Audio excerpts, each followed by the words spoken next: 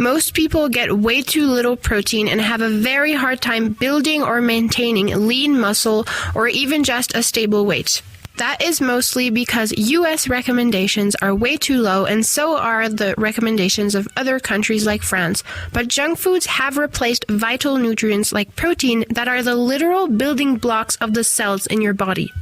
Why do you think that obesity is such a big problem now? Part of the answer is that people are malnourished and feed on processed foods that lack all the essential nutrients that we need, not just protein. If you're addicted to snacking, or you're constantly battling fatigue, disease, acne, brain fog, or weaknesses, and you don't see results in the gym, you're very probably under-eating protein, and it's slowly damaging your entire body. Protein affects your hair, your skin, your nails, your hormones, but also your metabolism, your brain chemistry, your immune system, and even how happy and focused you feel during the day. You need all the amino acids like tryptophan and the enzymes to live in a good condition. One of the root causes is that you might feel confused as to how much protein you even need, which is what we're going to be answering today, whether you're a male or female, because proper protein intake depends on a lot of factors, including gender.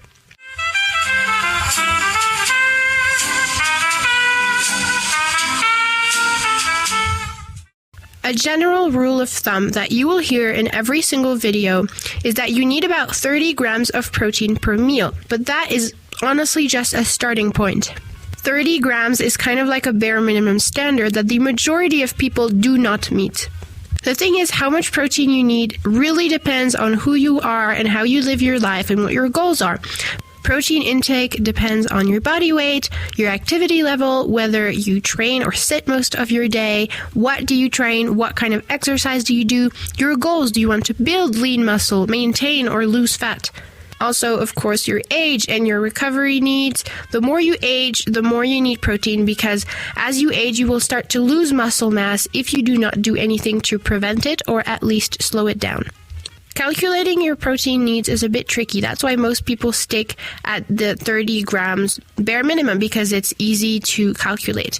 But if you want a quick estimate, you can ask ChatGPT by using a prompt that I'll give you. Just keep in mind that it is an estimate and it is not perfect. Really double check. It's just a tool to kind of estimate and see how much you need and inspire you to eat more protein. But always double check. ChatGPT can slightly over or underestimate your needs. Calculating by yourself can be very difficult because there are many factors to take into account. That is why asking a dietitian is the best option. But of course, we don't all have a best friend as a dietitian.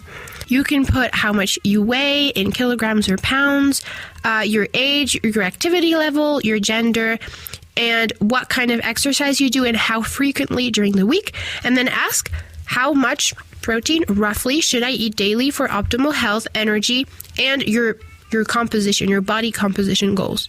For a more accurate range, if you are active and you go to the gym, let's say 3 to 4 times a week, 1.5 to 1.8 grams of protein per kilogram of body weight. 1.8 is better if you do like very heavy lifting, but this is very personal. Again, a bodybuilder that lifts super heavy every single day is not going to get 1.8 grams, but it also depends on very specific nutritional needs or the specific sport that you do. If you're aiming for lean muscle growth and better recovery, that's the sweet spot. So if you weigh about 60 kilos, that's roughly 90 to 108 grams of protein per day, so about 35 grams per meal. When you're younger, it doesn't really matter that much. If you just eat good amount of protein, if you eat protein at every meal, it's good. But if you are an athlete or as you get older, it's important to really monitor your protein intake more. For example, a specific example is that endurance athletes need less protein than lifters because their training burns glycogen and fat more than it breaks down muscle. But they obviously should not just eat carbs because protein is crucial. But that's just a specific example. So if you're not eating 30 grams of protein per meal, you should at least try and start to get there because that's a starting point. So what does 30 grams of protein actually look like? When people think 30 grams per meal, they often think it's really easy, but it's not because foods have very different protein percentages. Here's what I mean. There's a lot of charts you can find online. For example, a chicken breast is going to have about 29 grams of protein for 100 grams of chicken breast. It's around 90% protein. For eggs, it's about 6 grams of protein per egg. So roughly 30% of protein per weight. If you want to get 30 grams of protein, I think you need to get like 5 eggs or something. So in the morning, to get 30 grams of protein, you can't just eat 5 eggs. So you have to eat an egg and something else that has protein to go with it. Tofu is about 8 grams per 100 grams. Lentils, about 9 grams per 100 grams, but with more carbs. And for oats, it's about 13 grams per 100 grams. It's mostly carbs, though, not complete protein. For people who are vegetarian or vegan, it's actually very hard to get a proper amount of protein because protein sources that are vegetarian, like lentils, have a much lower protein percentage than animal sources.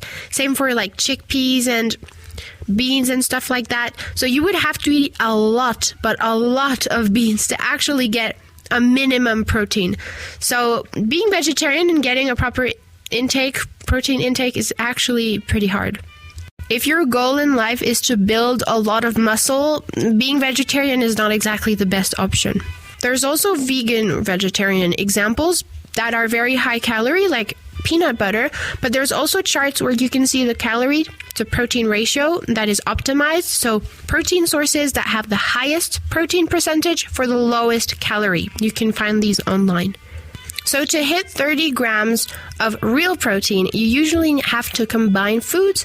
For example, 150 grams of chicken with 100 grams of Greek yogurt, or 2 eggs in a protein smoothie, or lentils, tofu, edamame, all the vegetarian options. Most official protein recommendations are based on minimum survival levels and not optimal health. They come from old data and often don't reflect the needs of active people or athletes. Some argue it's also influenced by the growing push towards plant-based diets, which lowers protein averages and dietary guidelines. Interestingly, countries that recommend low protein intakes like Finland or the US tend to have higher obesity rates and lower metabolic health markers. Coincidence? I don't think so. Protein means vitality, so it fuels muscle, mood, metabolism, recovery, and just overall radiant health. So if you want to look and feel better, you have to start tracking it and raise your awareness and build each meal around your protein source. Fiber is also crucial, remember that. But I have an episode coming on that's going to be about red meat in a long while. But I also have episodes on gut health. And gut health is all about taking in as much fiber as you can to actually go to the bathroom every day and not be bloated. That's all that gut health is about. Now, a quick side note around vegans and vegetarians. As you have seen in the chart, tofu and lentils and oats and all the vegetarian sources of protein are much lower than the animal sources. So if you are aiming at or are right now a vegan or a vegetarian, be very careful because there's a high chance that you are not getting enough protein. And a lack of protein contributes to obesity, higher obesity rates in a lot of countries. For example, I lived in Finland and people there are very malnourished in the sense that they do not get enough protein. And Finland is honestly so packed with people who are overweight, who have diabetes, and I think their obesity level is actually almost higher than that of the US. But now obesity is becoming a worldwide problem. You cannot go in any country in the world where obesity or overweight problems do not arise. And I think that is because processed foods are pushed so much to people. Even vegan foods are ultra processed and have a lot of chemicals in there that are not good for you. They have like 10,000 ingredients to make fake meat. Eating real meat is way better. Real protein brings you so many nutrients that vegan processed foods will not bring you. Now, people say that it's better for the environment, but for example, red meat, I have an episode coming on that, has all the essential nutrients so that your brain can function properly. And without these nutrients, your brain will not be at its optimal function.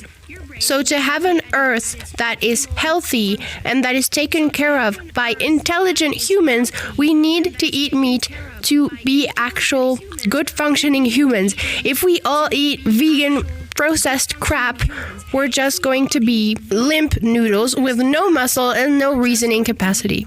People who push being vegan or being vegetarian and not eating animal protein sources just want you as a limp noodle and just in an unhealthy condition.